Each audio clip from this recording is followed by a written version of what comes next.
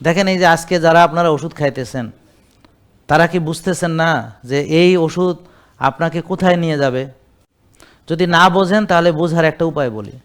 ধরেন আপনারা যারা নতুন ওষুধ খাওয়া শুরু করছেন তারা 5 বছর ধরে যারা ওষুধ খায় তাদের সঙ্গে কথা বলেন, এরপর 10 বছর ধরে যারা ওষুধ খায় তার সাথে কথা বলেন, এরপর 15 বছর ধরে যে ওষুধ খায় তার সাথে কথা বলেন, এরপরে 20 বছর ধরে যে ওষুধ খায়, 25 বছর ধরে ওষুধ খায়, 30 বছর ধরে খায়, 35 বছর বা 40 এর বেশি মনে হয় যাওয়া লাগবে না, কারণ তার আগে ওটা গেছে গই, মানে সাইজ হয়ে গেছে।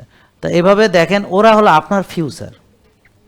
মানে আজকে আপনি ওষুধ কেবল শুরু করছেন, আপনার ফিউচার ওই 5 বছর পরে কি হবে, ওই 5 বছর, 10 বছরের যে খাচ্ছে ওটা হলো আপনার 10 বছর পরে কি হবে, 15 বছর পরে কি হবে, 20, 25 বছর, 30 বছর পর কি হবে, এটা হলো আপনার পরিণতি।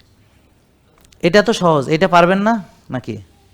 এটা তো আসলে জিজ্ঞেস না করে চিন্তা করলেই বোঝা যায় যে এই মুরব্বী এর বয়স এখন 65 বা 70, সে 20 বছর ধরে ওষুধ খাচ্ছে, তার এখন বর্তমান অবস্থা কি?